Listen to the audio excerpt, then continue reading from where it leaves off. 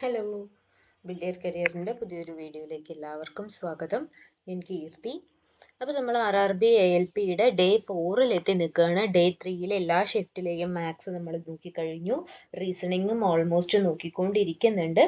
ഇന്നിപ്പോൾ നമ്മൾ നോക്കാൻ പോകുന്നത് ഡേ 4 ഷിഫ്റ്റ് 1 മാത്സ് ക്വസ്റ്റ്യൻസ് ആണ് നോക്കാൻ പോകുന്നത്.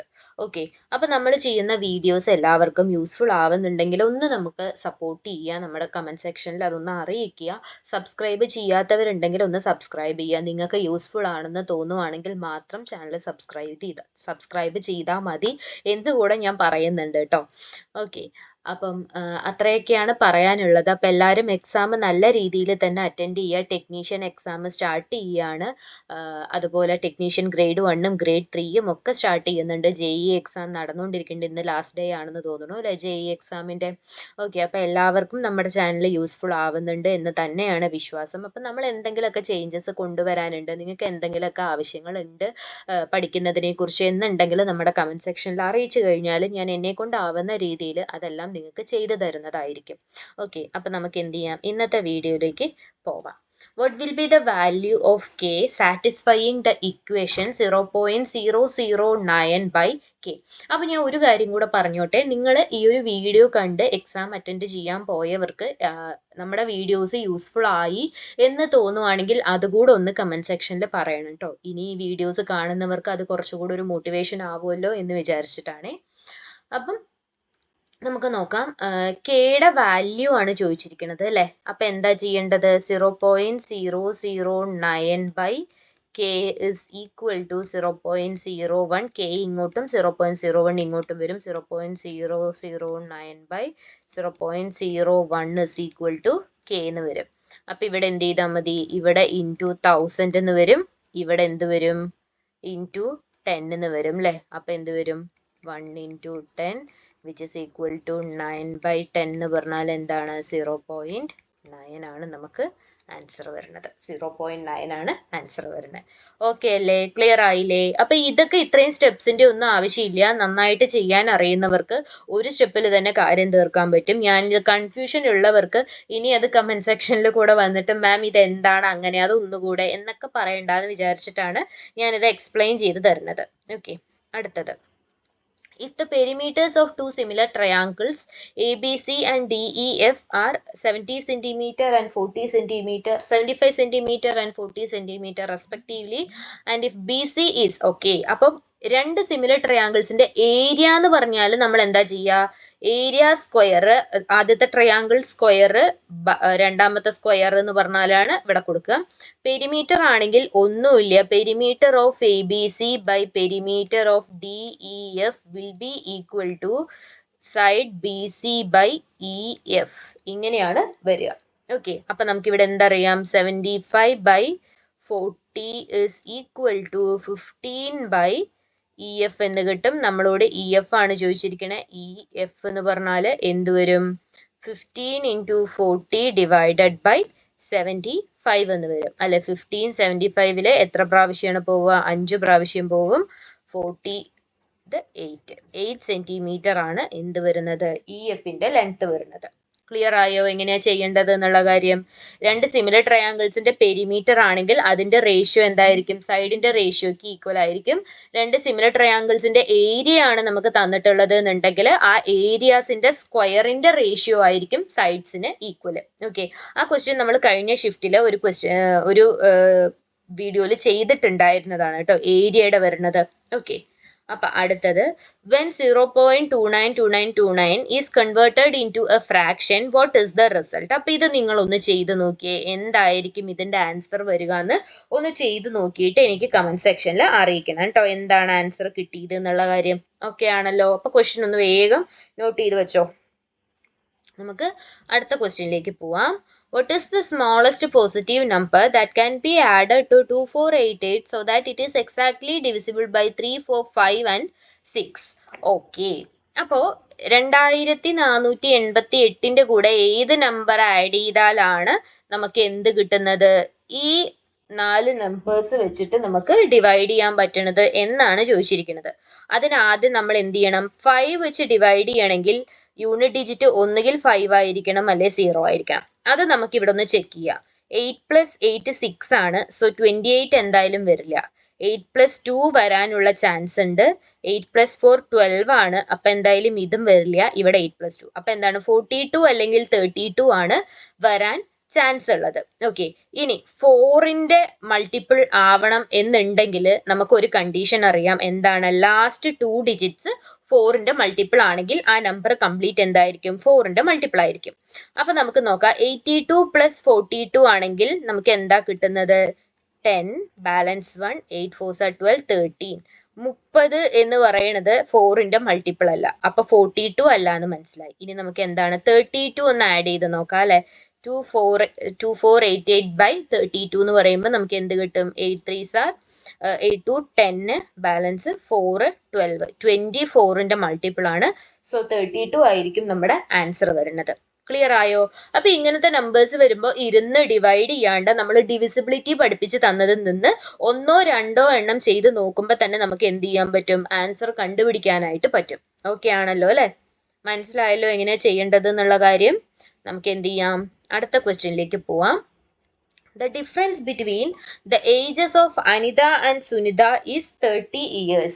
അനിത ആൻഡ് സുനിത അവരുടെ വയസ്സ്, ഇപ്പം അനിതയ്ക്ക് നമ്മൾ എക്സ് ഇയേഴ്സ് ആയിട്ട് എടുക്കുകയാണ്, സുനിത വൈ ഇയേഴ്സ് ആയിട്ട് എടുക്കുകയാണെങ്കിൽ അവർ തമ്മിലുള്ള ഏജ് ഡിഫറൻസ് എത്രയാന്ന് പറയേണ്ടത്? X minus y is equal to 30 എന്ന് പറയുന്നുണ്ട്.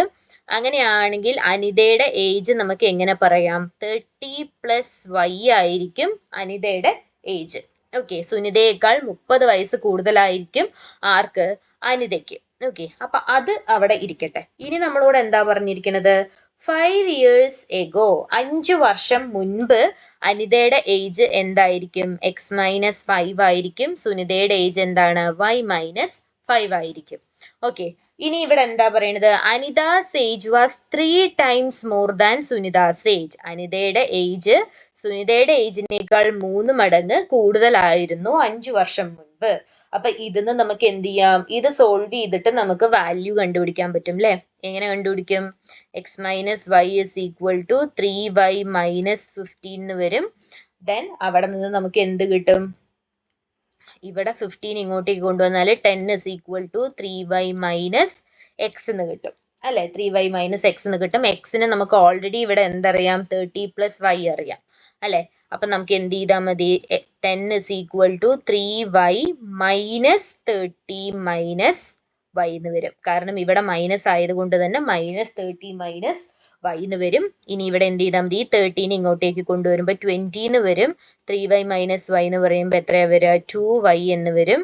y ഇസ് ഈക്വൽ ടു 30 ഇങ്ങോട്ടേക്ക് വരുമ്പോൾ പ്ലസ് ആണ് കേട്ടോ വരിക. അപ്പൊ ഇവിടെ 40 എന്ന് വരും. ഇവിടെ y എന്ന് പറഞ്ഞാൽ എന്ത് വരും? 20 എന്ന് വരും. അതായത് സുനിതയുടെ ഇപ്പോഴത്തെ ഏജ് എത്രയാണ്? 20 വയസ്സാണ് സുനിതയ്ക്ക് ഇപ്പൊ ഉള്ളത്. ഓക്കെ, സുനിതയുടെ ഇപ്പോഴത്തെ വയസ്സ് 20 ആണ് എന്നുള്ളതാണ് നമുക്ക് ഇവിടെ നിന്ന് കിട്ടിയത്. ഓക്കെ, മനസ്സിലായോ എങ്ങനെയാ ചെയ്തത് എന്നുള്ള കാര്യം? ഒന്ന് ചെക്ക് ചെയ്ത് നോക്ക്. ക്ലിയർ ആയിട്ടുണ്ടാവുമെന്ന് വിചാരിക്കുന്നു. ഒന്ന് നോക്കിയേ. ഓക്കെ അല്ലേ? നമുക്ക് എന്ത് ചെയ്യാം? അടുത്ത ക്വസ്റ്റ്യനിലേക്ക് പോവാം അല്ലെ? ഇത് കറക്റ്റ് ആയല്ലോ അല്ലെ? അടുത്തത്, the sum of 5 consecutive even numbers is 3720. What is the sum of third largest number and the largest even number? Consecutive even numbers ആണെങ്കിൽ അവരുടെ ഡിഫറൻസ് 2 ആയിരിക്കും. അപ്പൊ നമ്മുടെ 5 എണ്ണം എന്ന് പറഞ്ഞാൽ എന്തായിരിക്കും? X plus 2 plus X plus 4 plus X plus 6 plus X plus 8. 5 പേരായില്ലേ? 1 2 3 4 5 പേരായി. ഇവരുടെ സം എത്രയാണ്? 3720 എന്ന് പറഞ്ഞിട്ടുണ്ട്. നമ്മളോട് പറഞ്ഞിരിക്കുന്നത് തേർഡ് ലാർജസ്റ്റ് എന്ന് പറഞ്ഞാൽ എക്സ് പ്ലസ് 6 ആണ്. തേർഡ് ലാർജസ്റ്റ് എന്ന് പറഞ്ഞാൽ എക്സ് പ്ലസ് 4 ആണ്. Then X plus 8. ഇവരുടെ സം ആണ് നമ്മളോട് ചോദിച്ചിരിക്കുന്നത്. അപ്പോൾ എന്ത് ചെയ്താൽ മതി? 2x പ്ലസ് 12ന്റെ വാല്യൂ ആണ് നമ്മൾ കണ്ടുപിടിക്കേണ്ടത്. 2x പ്ലസ് 12ന്റെ വാല്യൂ നമുക്ക് കണ്ടുപിടിക്കണം. നമുക്ക് ഇവിടെ നിന്ന് നോക്കാം. 1 2 3 4 5. ഇവിടെ എന്ത് വരും? 5x പ്ലസ് 10 പ്ലസ് 10 20 എന്ന് വരും. ഇസ് ഈക്വൽ ടു 3720 എന്ന് വരും. X is equal to 3700 divided by 5 എന്ന് വരും. അപ്പൊ നമുക്ക് ഇവിടെ എന്ത് കിട്ടും? 35 ആണ്. സോ 5 ദെൻ ബാലൻസ് അവിടെ എത്രയാ വരുന്നത്? 35 എന്ന് വരും. സോറി 5 അല്ല 7 ആണ് വരുന്നത് അല്ലെ. 5 വെച്ച് ഡിവൈഡ് ചെയ്യുമ്പോൾ 7 വരും. ബാലൻസ് അവിടെ എത്രയാ വരുന്നത്? 20 വരും. സോ 740 ആണ് എക്സിന്റെ വാല്യൂ കിട്ടുന്നത്. അത് നമ്മൾ ഇവിടേക്ക് ഇട്ട് കൊടുത്താൽ മതി അല്ലെ. 2 × 740 പ്ലസ് 12 എന്ന് നമുക്ക് കിട്ടും. അപ്പൊ എന്തായാലും 2 വരുന്ന മനസ്സിലായി, ഇത് രണ്ടെണ്ണം അല്ല എന്നും മനസ്സിലായി. ഇതിന് എന്താ വരിക? 1492 ആണ് നമുക്ക് എന്ത് വരുന്നത്? ആൻസർ ആയിട്ട് വരുന്നത്. ഓക്കെ അല്ലേ? ക്ലിയർ അല്ലേ? കാര്യം മനസ്സിലായില്ലേ? ഒന്ന് ചെക്ക് ചെയ്ത് നോക്കുക. എന്തെങ്കിലും കൺഫ്യൂഷൻ ഉണ്ടോ ഈ ക്വസ്റ്റ്യനിൽ ഒന്ന് ചെക്ക് ചെയ്ത് നോക്കിയേ. ഓക്കെ ആണെങ്കിൽ നമുക്ക് എന്ത് ചെയ്യാം? അടുത്ത ക്വസ്റ്റ്യനിലേക്ക് പോവാം. ഓക്കെ, എല്ലാവരും ഓക്കെ ആയില്ലേ? നമുക്ക് അടുത്ത ക്വസ്റ്റ്യനിലേക്ക് പോവാം അല്ലേ. അടുത്തത്, a sum of money becomes 578.40 in 2 years and rupees 614.55 in 3 years at compound interest. നമ്മളോട് ചോദിച്ചിരിക്കുന്നത് റേറ്റ് ഓഫ് ഇൻട്രസ്റ്റ് ആണ് ചോദിച്ചിരിക്കുന്നത്. ഇവിടെ നോക്ക്, 2 വർഷത്തിലാവുന്ന എമൗണ്ട് ഇത്രയാണ്, 3 വർഷത്തിലാവുന്നത് ഇത്രയാണ്. അപ്പൊ 1 വർഷം കൊണ്ട് അവർക്ക് എത്രയാണ് ഉണ്ടാവുന്നത് എന്ന് അറിയാൻ നമ്മൾ എന്ത് ചെയ്താൽ മതി? 3 വർഷത്തേത് മൈനസ് 2 വർഷത്തേത് ചെയ്താൽ മതി അല്ലെ. ഇത് ചെയ്യുമ്പോൾ നമുക്ക് എന്താ കിട്ടുന്നത്? ഇവിടെ 5 എന്ന് കിട്ടും, ദെൻ 1 എന്ന് കിട്ടും. 14 നിന്നും 8 പോയി കഴിഞ്ഞാൽ ബാലൻസ് 6 ആണ്, അവിടെ 10 ആണ്, ദെൻ 3. 36.15 ആണ് 1 വർഷത്തേക്കുള്ള കോമ്പൗണ്ട് ഇൻട്രസ്റ്റ് എന്ന് പറയുന്നത്. ഓക്കെ, അപ്പൊ ആ 36.15 എന്താണ്? ഈ ഒരു എമൗണ്ടിന്റെ, അതായത് രണ്ടാമത്തെ വർഷം കിട്ടിയ എമൗണ്ടിന്റെ എത്രയോ പെർസെൻറ്റേജ് ആണ് 36.15 എന്ന് പറയുന്നത് അല്ലെ. അപ്പൊ നമുക്ക് അങ്ങനെ കണ്ടുപിടിച്ചാൽ പോരെ? സെക്കൻഡ് ഇയറിൽ 2 വർഷം കഴിഞ്ഞ് 3-ാമത്തെ വർഷം ഈ ഒരു എമൗണ്ടിലേക്കാണ് ഇൻട്രസ്റ്റ് പോകുന്നത്. അപ്പൊ ആ ഒരു എമൗണ്ടിന്റെ എത്ര പെർസെൻറ്റേജ് ആണ് 36.15 എന്ന് കണ്ടുപിടിച്ചാൽ മതിയാവില്ലേ. അപ്പൊ എന്ത് ചെയ്യാം? x is equal to 36.15 into 100 into 10 divided by 5784 എന്ന് നമുക്ക് എഴുതാം. ഓക്കെ അല്ലേ? ഇങ്ങനെ ചെയ്യാം. ചെയ്ത് കഴിയുമ്പോൾ നമുക്ക് എന്ത് കിട്ടും? 3615 into 10 divided by 5784 എന്ന് കിട്ടും. ഓക്കെ, അപ്പം ഇത് ഡിവൈഡ് ചെയ്യുന്ന ടൈമിൽ നമുക്ക് കിട്ടുന്ന ആൻസർ എന്ന് പറയുന്നത് 61/4% ആണ്. ഓക്കെ, അപ്പൊ അതൊന്ന് കാൽക്കുലേറ്റ് ചെയ്യുക. എന്നിട്ട് ആ കിട്ടുന്ന ആൻസർ തന്നെ അല്ലേ നിങ്ങൾക്ക് കിട്ടുന്നത് എന്ന് ഒന്ന് എനിക്ക് കമന്റ് ത്രൂ അറിയിക്കുക. ഓക്കെ ആണോ? ചെയ്യില്ലേ? നോക്കിയിട്ട് ആ ഒരു കാര്യം നിങ്ങളൊന്ന് ചെയ്യാം. ഓക്കെ ആണോ? നമുക്ക് എന്ത് ചെയ്യാം? അടുത്ത ക്വസ്റ്റ്യനിലേക്ക് പോവാം അല്ലെ. അടുത്ത ക്വസ്റ്റ്യൻ എന്താണ്? The volume of A cylinder is 5500 m3. ആദ്യം അപ്പൊ നമ്മൾ എന്ത് ചെയ്യണം? സിലിണ്ടറിന്റെ വോള്യം അല്ലെ, സിലിണ്ടറിന്റെ വോള്യം എന്താണെന്ന് ആദ്യം നോട്ട് ചെയ്യണം.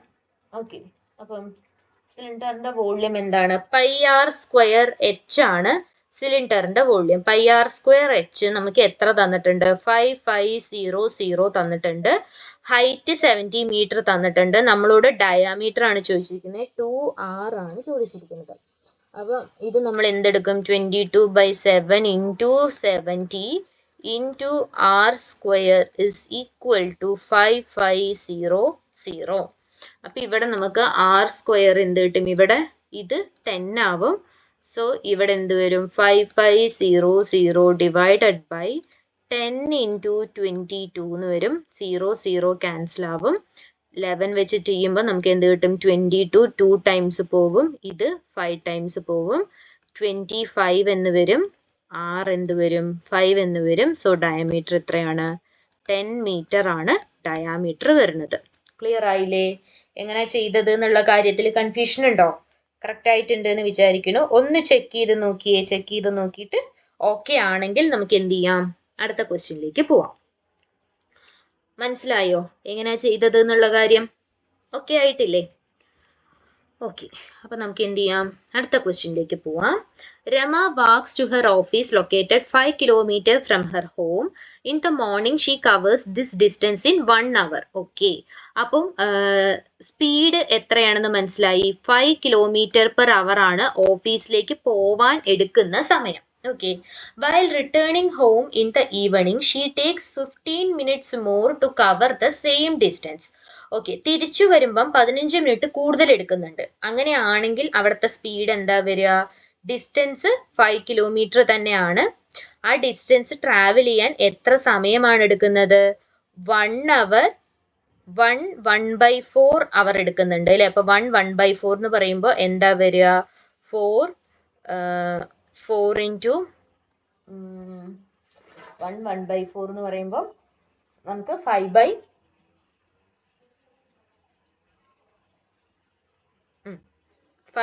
എന്ന് കിട്ടും. ദാറ്റ് ഈസ് 4/5 എന്ന് കിട്ടുക. അപ്പൊ എത്രയാണ്? 4 കിലോമീറ്റർ പെർ അവർ ആണ് തിരിച്ച് വരാൻ എടുക്കുന്ന സമയം. നമ്മളോട് ആവറേജ് സ്പീഡാണ് ചോദിച്ചിരിക്കുന്നത് അല്ലെ. ഒരേ ഡിസ്റ്റൻസിലുള്ള രണ്ട് സ്പീഡിന്റെ ആവറേജ് കാണാൻ എന്ത് ചെയ്താൽ മതി? 2 into S1 into S2 by S1 plus S2 ചെയ്താൽ മതി അല്ലെ. അപ്പൊ എന്ത് ചെയ്താൽ മതി? 2 into 5 into 4 divided by 9 എന്ന് കിട്ടും. 10 40/9 എന്നാണ് കിട്ടുക. 40/9 എന്ന് പറയുമ്പോൾ 49 എത്ര ടൈംസ് പോകും? 4 ടൈംസ് പോകുന്നുണ്ട് അല്ലെ. 4 ടൈംസ് എന്താ പോകുന്നത്? 4 ടൈംസ് പോകുന്നത് ഏതാണ്? 4 ആണ് പോകുന്നത് അല്ലെ. 4 ടൈംസ് 4 ആണ് പോകുന്നത്. ബാലൻസ് എത്രയാ വരുന്നത്? ഇവിടെ 9 വരും, ബാലൻസ് 4 വരും. 4/9 ആണ് കിലോമീറ്റർ പെർ അവർ ആണ് എന്ത് വരുന്നത്? അവിടെ ജേർണി സ്പീഡ് വരുന്നത്. ഓക്കെ, അപ്പൊ 40/9 നിങ്ങൾക്ക് ഇങ്ങനെ ചെയ്യാൻ കൺഫ്യൂഷൻ ഉണ്ടെങ്കിൽ, ഞാൻ ഇപ്പൊ ചെയ്ത പോലെ 4/9 എന്ന് കണ്ടുപിടിക്കാൻ കൺഫ്യൂഷൻ ഉണ്ടെങ്കിൽ എന്ത് ചെയ്താൽ മതി? ഒന്ന് ഡിവൈഡ് ചെയ്ത് നോക്കുക. ഓക്കെ, ഡിവൈഡ് ചെയ്ത് നോക്കിയാൽ നിങ്ങൾക്ക് ആൻസർ കിട്ടും. ക്ലിയർ ആയോ? ക്വസ്റ്റ്യൻ ക്ലിയർ ആയോ? ആൻസർ ക്ലിയർ ആയോ എന്നൊന്ന് ചെക്ക് ചെയ്ത് നോക്ക്. ഓക്കെ അല്ലേ? അടുത്ത ക്വസ്റ്റ്യനിലേക്ക് പോവാം അല്ലേ. അടുത്തത്, subtract the sum of 2x - 3y + 7z and okay. അപ്പൊ എന്താ ചെയ്യണ്ടേ? 13x - z-ൽ നിന്നും എന്താണ് സബ്ട്രാക്ട് ചെയ്യേണ്ടത്? ഇതിന്റെ സമ്മാണ് അല്ലെ. ഇതിന്റെ സം എന്ന് പറയുമ്പോൾ ആദ്യം നമുക്ക് ഇവിടെ ഒന്ന് എഴുതി വെക്കാം, എന്നിട്ട് ചെയ്യാം. 7z + 4z - 5x. കാരണം ഇവിടെ ഇത് മൈനസ് ആയതുകൊണ്ട് സൈൻ കൺവേർഷൻസ് വരും. 13x - z, ഇവിടെ 2xും 5xും. 2x - 5x എന്ന് പറഞ്ഞാൽ -3x ആണ്. ഇവിടത്തെ മൈനസ് കൂടെ ചേരുമ്പോൾ അത് എന്താവും? +3x ആവും. അടുത്തത് -3y, വേറെ ഒന്നുമില്ല, ഇവിടത്തെ മൈനസ് ആഡ് ആവുമ്പോൾ +3y ആവും. ഇനി 7 + 4 എത്രയാണ്? 11 ആണ്. ഇവിടെ +11 -11z ആവും. ഓക്കെ അല്ലേ? ഇനി ഇതിനെ നമുക്ക് കൺവേർട്ട് ചെയ്യാം. 13x + 3x എന്ന് പറഞ്ഞാൽ എത്ര വരും? 16x - 12x + 3y. ഇതാണ് നമ്മുടെ ആൻസർ. ഓപ്ഷൻ ഡി ആണ് ആൻസർ ആയിട്ട് കിട്ടുന്നത്. ഓപ്ഷൻ ഡി ആണ് കിട്ടുന്നത്. ക്ലിയർ ആയില്ലേ? ഓക്കെ ആയിട്ടുണ്ടല്ലോ അല്ലെ. നമുക്ക് ഇനി എന്ത് ചെയ്യാം? അടുത്ത ക്വസ്റ്റ്യനിലേക്ക് പോവാം. ഓക്കെ, ഇത് ക്ലിയർ ആയിട്ടുണ്ടോ എന്നൊന്ന് ചെക്ക് ചെയ്യ്. ക്ലിയർ ആയിട്ടുണ്ടെങ്കിൽ നമുക്ക് അടുത്ത ക്വസ്റ്റ്യനിലേക്ക് പോവാം. ഓക്കെ, അടുത്തത്, what is the value of 0.04 raise to -1.5? അപ്പം ഇത് നമ്മൾ എന്താ ചെയ്യേണ്ടത്? ഇത് നോക്ക്, നെഗറ്റീവ് എക്സ്പോണന്റ് വന്നു കഴിഞ്ഞാൽ നമ്മൾ അതിനെ എവിടെ കൊണ്ടുപോകും? ഡിനോമിനേറ്ററിലേക്ക് കൊണ്ടുപോകും. ഓക്കെ, ഡിനോമിനേറ്ററിലേക്ക് കൊണ്ടുപോയി. ഇനി നമുക്ക് ചെയ്യാനുള്ള കാര്യം 0.04 എന്ന് പറഞ്ഞാൽ എന്താണ്? 1/25 ആണ്. ദെൻ 1.5 എന്ന് പറഞ്ഞാൽ എന്താണ്? 3/2 ആണ്. ഓക്കെ, അപ്പം ഈ രണ്ട് കാര്യം ക്ലിയർ ആയില്ലേ? ഇനി നമുക്ക് എന്ത് ചെയ്യാം? 1/1/25 റൈസ് ടു 3/2 എന്ന് വരും അല്ലെ. ഇങ്ങനെയല്ലേ വരിക? ഇനി ഞാൻ പറയട്ടെ, ഇത് നമ്മൾ എവിടേക്ക് കൊണ്ടുപോവുകയാണ്? ഇത് മേലേക്ക്, ഈ 25 മേലേക്ക് കൊണ്ടുവന്നു കഴിഞ്ഞാൽ നമുക്ക് എങ്ങനെ വരും? 25 3/2 എന്ന് വരും അല്ലേ. 25 എന്ന് പറഞ്ഞാൽ എന്താണ്? 5 സ്ക്വയർ ആണ്, ഇൻറ്റു 3/2 എന്ന് വരും അല്ലെ. രണ്ട് എക്സ്പൊണന്റ്, അതായത് a⁻m ഇൻറ്റു n എന്ന് പറയുമ്പോൾ എന്താ വരിക? a⁻m(n) എന്നാണ് വരിക. അതാണ് നമ്മൾ ഇവിടെ ഫോളോ ചെയ്തത്. ഓക്കെ, അങ്ങനെ വരുമ്പോൾ ഈ 2 ക്യാൻസൽ ആവും, 5³ ആവും. 5³ എന്ന് പറഞ്ഞാൽ എന്താണ്? 125 ആണ്. ഓക്കെ ആണോ? ഇതൊന്ന് ചെക്ക് ചെയ്ത് നോക്ക്, എങ്ങനെയാ ചെയ്തത് എന്നുള്ള കാര്യം ഒന്ന് മനസ്സിലായിട്ടുണ്ടോ എന്നൊന്ന് ചെക്ക് ചെയ്തേ. മനസ്സിലായില്ലെങ്കിൽ കമന്റ് സെക്ഷനിൽ പറഞ്ഞു കഴിഞ്ഞാൽ ഞാൻ ഒന്നുകൂടെ എക്സ്പ്ലെയിൻ ചെയ്തു തരാം കേട്ടോ.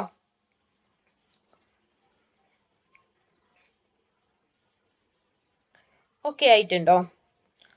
അടുത്ത ക്വസ്റ്റ്യനിലേക്ക് പോവാം. അടുത്തത്, a person sells 320 mangoes at the cost price of 400 mangoes. Profit percentage ആണ്.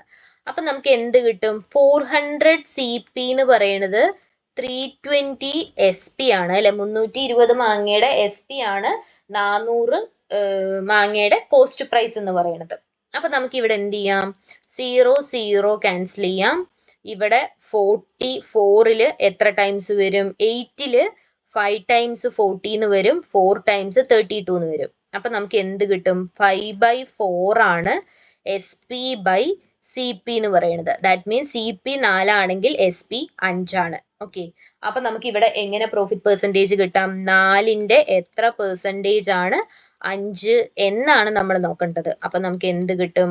500 ഡിവൈഡഡ് ബൈ 4 എന്ന് കിട്ടും. 100ൽ എത്ര? 25. 100 ആണെങ്കിൽ നമുക്ക് എന്ത് ചെയ്യാം? അല്ലെങ്കിൽ ഇങ്ങനെ ഡയറക്റ്റ് ചെയ്യാം. 1 ഇവിടെ ബാലൻസ് 1 ആണുള്ളത്. അതല്ലെങ്കിൽ നമുക്ക് എന്ത് ചെയ്യാവുന്നുള്ള കാര്യമാണ് ഞാൻ പറയുന്നത്. 100 ആണെങ്കിൽ ഇവിടെ എളുപ്പത്തിലുള്ള വേറൊരു വഴി ഞാൻ പറഞ്ഞുതരാം. 100 × 5/45 ചെയ്താൽ മതി. ഞാനിത് പറയുമ്പോൾ നിങ്ങൾക്ക് കൺഫ്യൂഷൻ വരും, അതുകൊണ്ടാണ് ഇങ്ങനെ ചെയ്തത്. 400ൽ 25 ടൈംസ് ആണ് അല്ലെ. 25 × 5 എന്ന് പറഞ്ഞാൽ എത്രയാണ്? 125 ആണ്. സോ നമ്മുടെ പ്രോഫിറ്റ് പെർസെൻറ്റേജ് എത്രയാ വരുന്നത്? 25% ആണ് പ്രോഫിറ്റ് വരുന്നത്. ഞാൻ 25 അവിടെ എഴുതി വെച്ചിട്ടുണ്ട്. ഓക്കെ, 25% ആണ് പ്രോഫിറ്റ് വരുന്നത്. ക്ലിയർ ആയില്ലേ എങ്ങനെയാ ചെയ്തത് എന്നുള്ളത്? ഒന്ന് ചെക്ക് ചെയ്ത് നോക്ക്, ക്ലിയർ ആയിട്ടുണ്ടോ, എന്തെങ്കിലും കൺഫ്യൂഷൻ ഉണ്ടോ എന്നുള്ള കാര്യം. ഓക്കെ ആയോ? അടുത്ത ക്വസ്റ്റ്യനിലേക്ക് പോവാം അല്ലെ. അടുത്തത്, in an election 2 candidates contested. One candidate got 70% of the valid votes and won by a majority of 172 votes. What was the number of valid votes? Okay, അപ്പം 100% വോട്ടിങ്ങിലെ 70% ഒരാൾക്ക് കിട്ടി. അപ്പം ബാക്കിയുള്ള ആൾക്ക് എന്താ കിട്ടിയേ? 30% കിട്ടിയത് അല്ലെ. അപ്പൊ ഇതെന്താണ്? വാലിഡ് വോട്ട്സ് ആണ് 70, ഇവിടെ 30 വരുന്നുണ്ട്. ഇവര് തമ്മിലുള്ള ഡിഫറൻസ് എത്രയാണ്? 70 - 30 എത്രയാണ്? 40 ആണ് വരുന്നത് അല്ലെ. അപ്പം ഈ 40 അല്ലേ 172 അല്ലെ. ഇവര് തമ്മിലുള്ള ഈ ഒരു ഡിഫറൻസ് അല്ലേ 172. അപ്പം 40 172 ആവാൻ എന്താ ചെയ്യേണ്ടത്? നമ്മള്?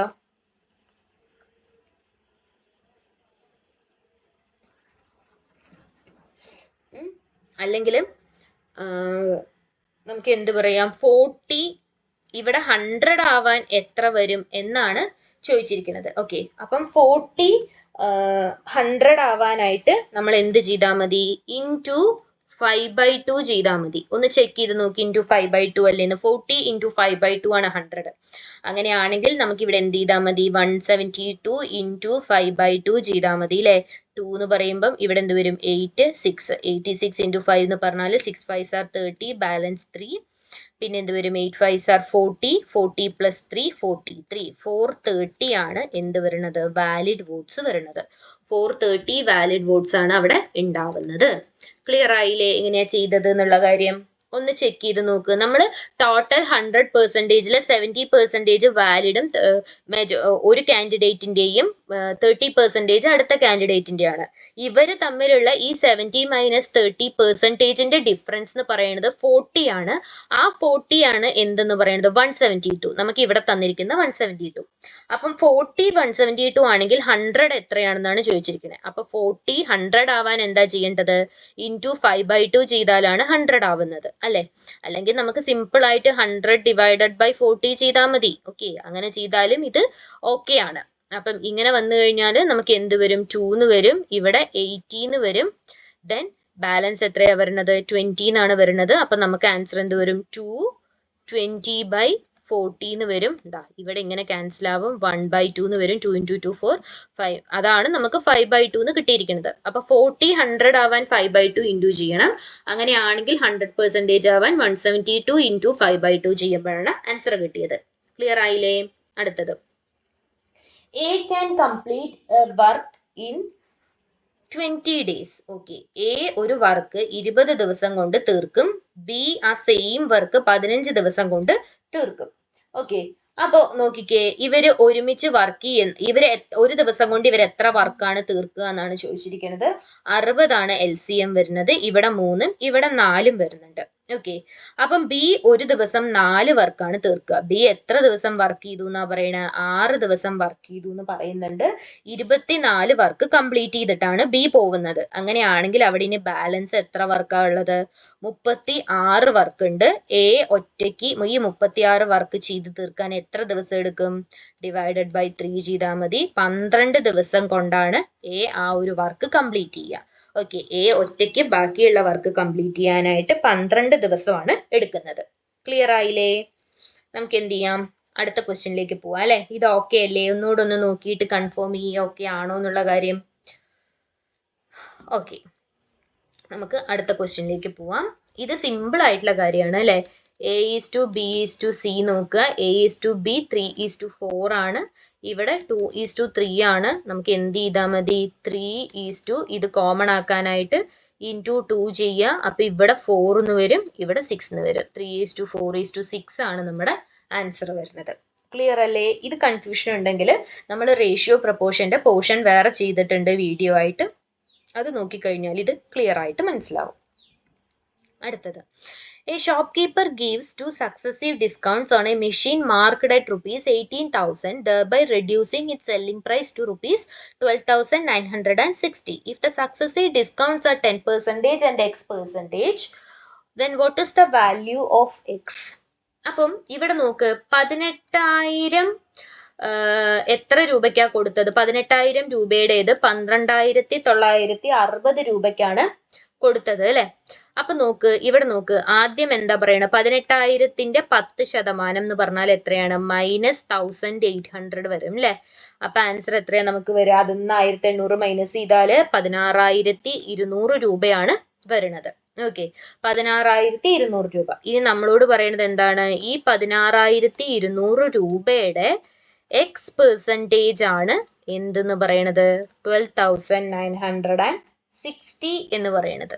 ഓക്കെ, അപ്പൊ അതൊന്ന് നമുക്ക് നോക്കാം എത്രയാണെന്നുള്ളത്. എക്സ് നമുക്ക് എങ്ങനെ കിട്ടും? 12960 ഡിവൈഡഡ് ബൈ 162 എന്ന് കിട്ടും. ഓക്കെ, 162ൽ നിന്നും 1296 എന്ന് പറഞ്ഞാൽ 80 ടൈംസ് ആണ് വരിക. 8 ഇൻറ്റു ചെയ്യുമ്പോഴാണ് കിട്ടുക. അപ്പം എക്സ് 80 ആണെങ്കിൽ നമുക്ക് ഇവിടെ ഇതെന്താ കിട്ടുന്നത്? 80 ആണ് ഈ ഒരു വാല്യൂ എന്ന് പറയുന്നത്. അപ്പൊ ഡിസ്കൗണ്ട് എത്രയാ കൊടുത്തിരിക്കുക? 20% ഡിസ്കൗണ്ട് ആണ് അവിടെ കൊടുത്തിട്ടുണ്ടാവുക അല്ലെ. നമ്മൾ ആ ഒരു കൊടുത്ത സെല്ലിംഗ് പ്രൈസ് ആണ് നമ്മൾ ഇവിടെ കണ്ടുപിടിച്ചത്. സെല്ലിംഗ് പ്രൈസിന്റെ പെർസെൻറ്റേജ് ആണ് കണ്ടുപിടിച്ചത്. അങ്ങനെയാണെങ്കിൽ ഡിസ്കൗണ്ട് കൊടുത്തത് 20% ആയിരിക്കും. ക്ലിയർ ആയില്ലേ? നോക്കിയിട്ട് മനസ്സിലായില്ലേ എങ്ങനെയാ ചെയ്തത് എന്നുള്ള കാര്യം? അടുത്ത ക്വസ്റ്റ്യനിലേക്ക് പോവാ അല്ലെ. The sum of first 8 prime numbers when divided by 7 is equal to. ആദ്യത്തെ 8 പ്രൈം നമ്പേഴ്സ് ഏതൊക്കെയാണ്? Prime numbers 2 + 3 + 5 + 7 + 11 + 13 + 17 + 1 2 3 4 5 6 7 19 divided by 7. ഇതൊന്ന് ചെയ്ത് നോക്കിയിട്ട് എനിക്ക് എന്താണ് ആൻസർ വരുന്നത് എന്നൊന്ന് കമന്റ് ചെയ്ത് തരണം കേട്ടോ.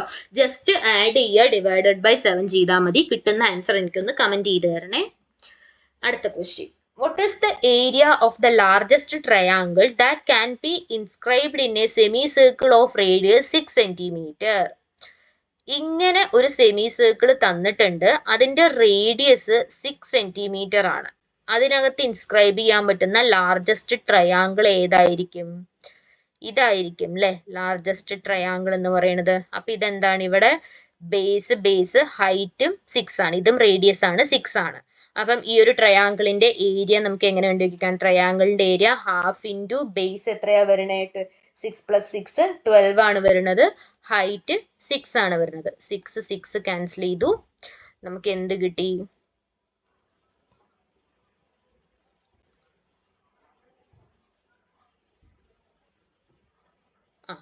ഇവിടെ 3 കിട്ടി. 12 × 3 എത്രയാ? 36 സെന്റിമീറ്റർ സ്ക്വയർ എന്നാണ് നമുക്ക് ആൻസർ കിട്ടുന്നത്. 36 സെന്റിമീറ്റർ സ്ക്വയർ ആണ് 6 റേഡിയസ് ഉള്ള ഒരു സെമി സർക്കിളിനകത്ത് ഇൻസ്ക്രൈബ് ചെയ്യാൻ പറ്റുന്ന ലാർജസ്റ്റ് ട്രയാങ്കിളിന്റെ ഏരിയ എന്ന് പറയുന്നത്. ഓക്കെ ആയോ? ഓക്കെ ആയിട്ടുണ്ടെങ്കിൽ നമുക്ക് എന്ത് ചെയ്യാം, ലാസ്റ്റ് ക്വസ്റ്റ്യനിലേക്ക് പോവാം. ഓക്കെ, ഇത്രയും പറഞ്ഞതെല്ലാം ക്ലിയർ ആയിട്ടുണ്ട് എന്ന് വിചാരിക്കുന്നു. അടുത്ത question. In an election between two candidates one got 55% of the valid votes and 20% of the votes were invalid. Okay, അപ്പോ നമുക്ക് എന്താ ചെയ്യണത്? നമുക്ക് 100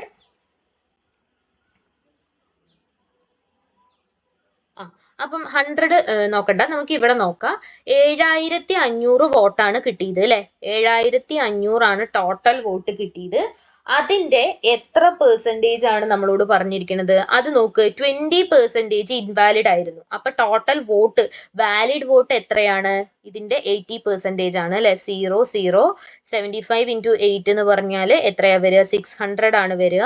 ഒരു 0 കൂടെ ആഡ് ചെയ്യുമ്പോൾ 6000 വാലിഡ് വോട്ടുകളാണ് കിട്ടിയത്. അപ്പം 6000 വോട്ട് കിട്ടി. അതിനുശേഷം അതിനകത്ത് നിന്നുള്ള ഈ 6000-ലെ 55% എന്താണ്? ടോട്ടൽ വോട്ട്സ് ഒരാൾക്ക് കിട്ടിയിട്ടുണ്ട്. അപ്പം ബാക്കിയുള്ള ആൾക്ക് എത്രയാ കിട്ടിയത്? 45% ആണ് ബാക്കിയുള്ള ആൾക്ക് കിട്ടിയത്. അപ്പൊ നമ്മളോട് ചോദിച്ചിരിക്കുന്നത് ഇവര് തമ്മിലുള്ള ഡിഫറൻസ് എത്രയാ വരുന്നത്? 10 ആണ്. ഈ 10% വോട്ടാണ് അവരുടെ മെജോറിറ്റി എന്ന് പറയുന്നത്. അത് എത്രയാണെന്നാണ് ചോദിച്ചിരിക്കുന്നത്. 10% എന്ന് പറഞ്ഞാൽ എന്തിന്റെയാണ്? 6000-ന്റെ 10% എത്രയാണ്? 600 ആണ് അല്ലെ. അപ്പൊ എന്താണ്? 600 വോട്ടാണ് വിന്നിങ് കാൻഡിഡേറ്റിന് എക്സ്ട്രാ കിട്ടിയ. മെജോറിറ്റി 600 വെച്ചിട്ടാണ് ആ ആള് വിൻ ചെയ്തത്. ക്ലിയർ ആയില്ലേ? എന്താ ചെയ്തത് എന്നുള്ള കാര്യം മനസ്സിലായിട്ടുണ്ട് എന്ന് വിചാരിക്കുന്നു. അപ്പം ഇതോട് കൂടിയിട്ട് നമുക്ക് എന്താണ്, ഷിഫ്റ്റ് 4th ഡേയിലെ ഫസ്റ്റ് ഷിഫ്റ്റിലുള്ള ക്വസ്റ്റ്യൻസ് കഴിഞ്ഞു. അപ്പൊ പറഞ്ഞു തന്ന കാര്യങ്ങളും ക്വസ്റ്റ്യൻസും എല്ലാവർക്കും ക്ലിയർ ആയിട്ടുണ്ട് എന്ന് തന്നെയാണ് എൻ്റെ വിശ്വാസം. അപ്പം ഈ ഒരു ക്വസ്റ്റ്യൻസ് എന്ന് പറയുന്നത് ALPക്ക് മാത്രം അല്ലെങ്കിൽ RRBക്ക് മാത്രം അങ്ങനെ ഒന്നുമല്ല. ഞാൻ എല്ലാ വീഡിയോസിലും പറയുന്നത് പോലെ തന്നെ ഇപ്പം നടന്നുകൊണ്ടിരിക്കുന്ന JEEക്കും ഇനി വരുന്ന ടെക്നീഷ്യനും അടുത്ത വരുന്ന NTPCക്കും എല്ലാം ഈക്വൽ ഇമ്പോർട്ടൻസ് ഉള്ള ക്വസ്റ്റ്യൻസ് ആണ് നമ്മൾ ഇവിടെ ഓരോ ക്വസ്റ്റ്യനും ഡിസ്കസ് ചെയ്യണത്. അപ്പൊ നമുക്ക് മാത്സിലാണെങ്കിൽ ഇപ്പൊ ALPക്ക് ഒരു പാറ്റേൺ ഓഫ് ക്വസ്റ്റ്യൻ, ടെക്നീഷ്യൻ ഒരു പാറ്റേൺ ഓഫ് ക്വസ്റ്റ്യൻ, NTPCക്ക് ഒരു പാറ്റേൺ ഓഫ് ക്വസ്റ്റ്യൻ, അങ്ങനെ ഒന്നുമില്ല. ഓക്കെ, പ്രത്യേകിച്ച് മാത്സിലും റീസണിങ്ങിലും ഒക്കെ എവിടെന്ന് എന്ത് വേണമെങ്കിലും ചോദിക്കാം, ഏത് രീതിയിൽ വേണമെങ്കിലും ചോദിക്കാം. ഓരോ എക്സാമും ഓരോ രീതിയിലായിരിക്കും. ചിലപ്പം ബേസ് ലെവലിൽ നമുക്ക് പെട്ടെന്ന് ആൻസർ ചെയ്യാൻ പറ്റുന്ന പോലെ നമുക്ക് ക്വസ്റ്റ്യൻസ് വരും. ചിലപ്പോൾ നല്ല സ്റ്റാൻഡേർഡ് ലെവലിൽ ക്വസ്റ്റ്യൻസ് വരും. അപ്പം നമുക്ക് ചെയ്യാൻ പറ്റുന്ന കാര്യം maximum previous year questions collect ചെയ്യുക, അത് വർക്കൗട്ട് ചെയ്ത് പഠിക്കുക. ഓക്കെ, എന്നാൽ മാത്രമേ നമുക്ക് എന്ത് ചെയ്യാൻ പറ്റുള്ളൂ, നല്ല രീതിയിൽ മാത്സ് ഫെമിലിയർ ആക്കാനും അതുപോലെ തന്നെ ഒരു നല്ല മാർക്ക് അച്ചീവ് ചെയ്ത് റാങ്ക് ലിസ്റ്റിൽ കയറാനുമായിട്ട് പറ്റുള്ളൂ. ഓക്കെ, അപ്പൊ നമുക്ക് എന്ത് ചെയ്യാം, ഇന്നത്തെ സെഷൻ ഇവിടെ വൈൻഡ് അപ്പ് ചെയ്യാം. അടുത്ത ഷിഫ്റ്റ് 2ന്റെ ക്വസ്റ്റ്യൻസുമായിട്ട് നമുക്ക് അടുത്ത വീഡിയോയിൽ കാണാം. താങ്ക്